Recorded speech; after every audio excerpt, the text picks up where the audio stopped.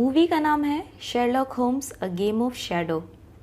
Sherlock Holmes के पहले part में हमने देखा कि कैसे होम्स ने ब्लैकवुड के राजों पर पर्दाफाश किया। मूवी के पार्ट 1 के आखिर में हमें पता चलता है कि इरीन एडलर जिस इंसान के लिए काम कर रही थी उस इंसान का नाम मोरियार्टी है। ये एक प्रोफेसर है और उसे ब्लैकवुड की मशीन में इंटरेस्ट था। मूवी के आखिर सीन में जब होम्स इरीन और ब्लैकवुड के साथ था तब एक पुलिसमैन ने प्रोफेसर मोरियार्टी को मशीन में से एक इम्पॉर्टेंट चीज़ चुराते हुए देखा था। जब उस इंसान ने मोरियार्टी को रोका तो प्रोफेसर ने अपने गन से उसे गोली मार दी। जब होम्स को ये सारी बातें पता चलती हैं तो वो ये केस लेने में इंटरेस्ट हो जाता है और यहीं से Sherlock Holmes a game of shadow की कहानी की शुरुआत होती है। इस कहानी की शुरुआत में ही हम डॉक्टर वॉटसन से मिलते हैं। डॉक्टर वॉटसन शेरलॉक का सबसे अच्छा दोस्त है और वो शेरलॉक की जासूसी के कारनामे लिखा करता है। यह साल 1891 का है जब यूरोप पर युद्ध के बादल मंडरा रहे थे। साथ ही फ्रांस और जर्मनी एक दूसरे से दुश्मनी कर चुके थे। अगले सीन में हम मिलते हैं इरीन एडलर से। इरीन एडलर एक समय में शेरलॉक की प्रेमिका रह चुकी है और ये एक पेशेवर चोर है। सीन में इरीन एडलर एक पार्सल डिलीवर करने जाती है।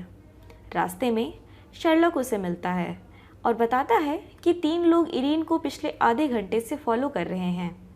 बाद में पता चलता है कि ये लोग इरीन के ही लोग थे जिन्होंने अब शेरलॉक को पकड़ लिया है।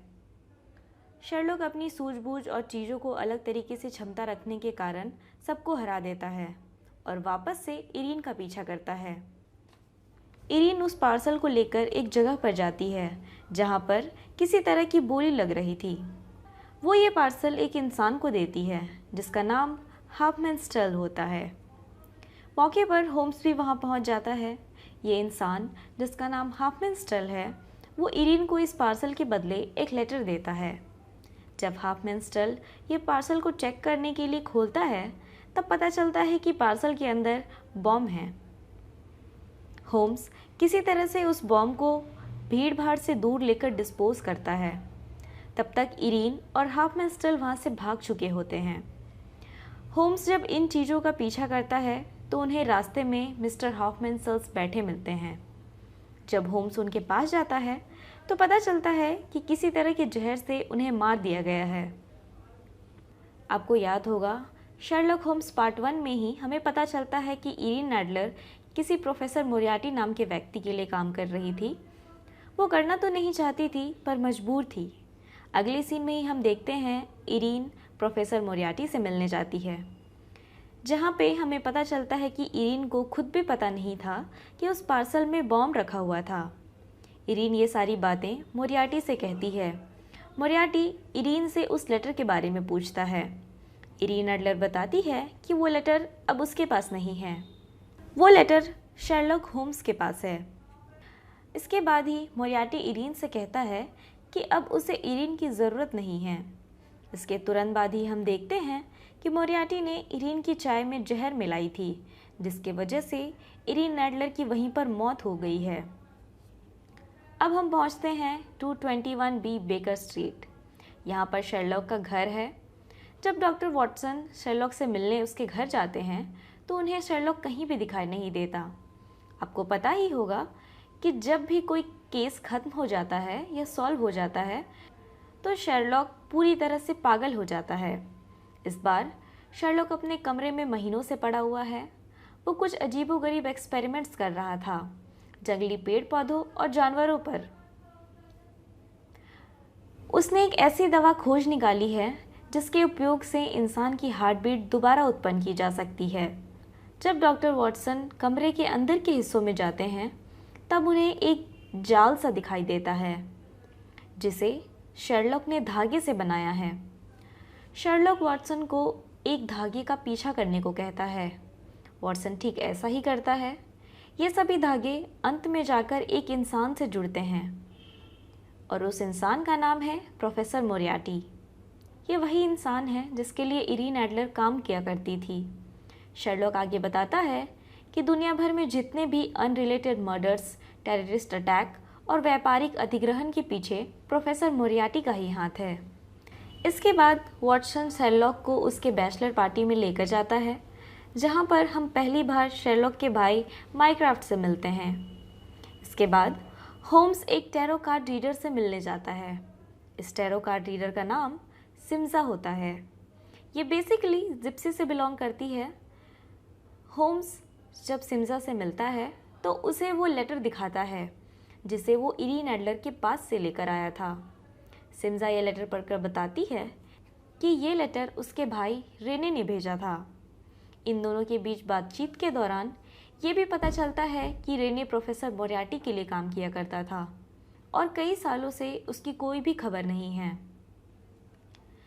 सिम्जा से मिलने के बाद अगली सुबह होम्स डॉक्टर वॉटसन की शादी में जाता है, जहां उसे संदेश मिलता है कि प्रोफेसर जेम्स मोरियार्टी उससे मिलना चाहते हैं। होम्स प्रोफेसर से मिलने उनके ऑफिस जाता है। वहां उसे कुछ गमलों में सूखे पड़े पौधे दिखाई देते हैं और होम्स की नज़र एक डायरी पर जाती है जिसे प्रोफेसर हमेशा अपने पास रखते हैं। पहले तो प्रोफेसर होम्स के कामों की काफ़ी तारीफ करते हैं, लेकिन बातों ही बातों में होम्स को आगे पता चलता है कि प्रोफेसर ने इरीन एडलर को मार डाला है। साथ ही प्रोफेसर होम्स को उसके रास्ते से हटाने की धमकी भी देते हैं। होम्स गुस्से में प्रोफेसर को हराने की शपथ ले लेता है। इसके बाद प्रोफेसर जेम्स मोरियार्टी एक और धमकी देते हैं कि वो डॉक्टर वॉटसन और मैरी को उनकी शादी का तोहफा जरूर भेजेंगे। शेरलॉक बताता है उन्हें कि डॉक्टर वॉटसन अब उनके केस में साथ नहीं है, लेकिन प्रोफेसर ने बातों ही बातों में ये इशारा दे दिया है कि अगर किसी भी तरह से होम्स उनके रास्ते के सामने आएगा तो वो इरीन की तरह ही डॉक्टर वॉटसन और मैरी को मार डालेंगे। इसके बाद हम देखते हैं कि होम्स एक औरत का भेष बदलकर वॉटसन और मैरी के साथ ट्रेन पर जाता है, जहां प्रोफेसर के कुछ लोग इन पर हमला करते हैं। इनके बीच लड़ाई शुरू होती है। होम्स मैरी की जान बचाने के लिए उसे ट्रेन के नीचे एक नदी में फेंक देता है, जहां उसका भाई माइक्राफ्ट मैरी को बचा लेता है। साथ ही होम्स अपनी सूझबूझ से डॉक्टर वॉटसन को भी बचाने में कामयाब हो जाता है। बाद में डॉक्टर वॉटसन फिर से होम्स के साथ काम करने के लिए तैयार हो जाता है। इसके बाद होम्स और वॉटसन सिम्जा का पता लगाने के लिए पेरिस जाते हैं। सिम्जा वही लेडी है जो टैरो कार्ड रीडर है और रेनी उसका भाई है। काफ़ी पता लगाने के बाद उन्हें सिम्जा मिलती है। सिम्जा बताती है कि रेने ने कुछ टाइम पहले उसे एक लेटर और कुछ तस्वीरें भेजी थी, लेकिन वो इन्हें देखकर कुछ समझ नहीं पाई। इसके बाद वो बताती है कि रेने प्रोफेसर मोरियार्टी के लिए काम किया करता था और शायद उसे प्रोफेसर के प्लान्स के बारे में पता चल गया था, इसलिए प्रोफेसर ने उसे मार डाला है। इसके बाद सिम्जा कहती है कि रेने और सिम्जा एक ग्रुप के लिए काम किया करते थे। ये लोग अपनी इन्वेस्टिगेशन की शुरुआत उसी ग्रुप से करना चाहते हैं। इन्वेस्टिगेशन शुरू करने पर पता चलता है कि ये जो समूह है जिसके लिए सिम्जा और रेने काम किया करते थे, ये लोग मजबूर हैं हर जगह बम प्लांट करने के लिए और इन्हें मजबूर प्रोफेसर मोरियार्टी ने किया है। इसके बाद होम्स इन दोनों को बताता है कि बम पेरिस ओपेरा में है, लेकिन इस बार होम्स से गलती हो जाती है और मोरियार्टी उसे धोखा देने में कामयाब हो जाता है। असल में बॉम्ब ओपेरा के पास एक होटल में रखी होती है, जिसमें इंग्लैंड के कुछ बिजनेसमैन की एक खास मीटिंग हो रही होती है। जब तक होम्स को इन चीज़ों का पता चलता है, बम फट चुकी होती है और वहाँ मौजूद सारे बिजनेसमैन मारे जा चुके होते हैं। विस्फोट होने के बाद जब होम्स, सिम्जा और डॉक्टर वॉटसन उस जगह का निरीक्षण करने जाते हैं तो पता चलता है कि मोरियार्टी ने एक खास इंसान को मरवाने के लिए बम प्लांट करवाया था, जिसका नाम अल्फ्रेड मीनहार्ट था। होम्स जब इन चीज़ों को और भी अच्छी तरीके से परखता है तो पता चलता है कि असल में मोरियार्टी ने अल्फ्रेड मीनहार्ट की हत्या करवाई। उनकी हत्या गोली लगने की वजह से हुई है। बम का विस्फोट हत्या को छुपाने के लिए करवाया गया था ताकि लोगों को शक ना हो सके। अब सवाल ये आता है कि मोरियार्टी ने अल्फ्रेड की हत्या क्यों करवाई। एक्चुअली अल्फ्रेड मीनहार्ट की जर्मनी में हथियारों का कारखाना है और अब अल्फ्रेड की मृत्यु के बाद ये कारखाना मोरियार्टी को मिल जाएगा। इस हत्या के बाद जाहिर है कि मोरियार्टी कुछ बहुत बड़ा प्लान कर रहा है। अब होम्स अपनी पिछली गलती दोहराना नहीं चाहता, इसके लिए उसने खुद जर्मनी जाने का फैसला किया ताकि वो उस हथियारों के कारखाने का निरीक्षण कर सके। होम्स के साथ डॉक्टर वॉटसन भी जाते हैं। जब ये लोग उस फैक्ट्री में पहुंचते हैं तब होम्स पर हमला होता है और मोरियार्टी के कुछ लोग उसे पकड़ लेते हैं। होम्स को मोरियार्टी के सामने लेकर जाया जाता है जहां उस पर कई तरह के टॉर्चर किए जाते हैं। यहाँ पर होम्स मोरियार्टी के सारे राज खोलता है। वो बताता है प्रोफेसर के कई ऐसी कंपनियों के साथ शेयर्स हैं जो बम और मिसाइल जैसी हथियार बनाते हैं। होम्स ये भी बताता है कि प्रोफेसर ने अपनी सच्चाई छुपाने के लिए यूनिवर्सिटी में प्रोफेसर का किरदार निभाया है। असल में ये उन लोगों में से एक के लिए काम करते हैं जो अगले विश्व युद्ध की तैयारी कर रहे हैं। इसलिए प्रोफेसर का ज़्यादा ध्यान हथियार बनाने वाली कंपनियों पर था जिसे अब वो अपने कब्जे में कर चुके हैं और जल्द ही अगले विश्व युद्ध को अंजाम दिया जाएगा। दूसरी तरफ डॉक्टर वॉटसन प्रोफेसर के ही एक आदमी से बचने में कामयाब हो जाता है और डॉक्टर वॉटसन होम्स को भी प्रोफेसर मोरियार्टी के चुंगल से छुड़ा लेता है। ये लोग इसके बाद एक ट्रेन में चढ़ जाते हैं जहां उन्हें सिम्जा मिलती है। होम्स आगे बताता है कि मोरियार्टी का अंतिम लक्ष्य स्विट्जरलैंड के शांति सम्मेलन को खत्म करना होगा।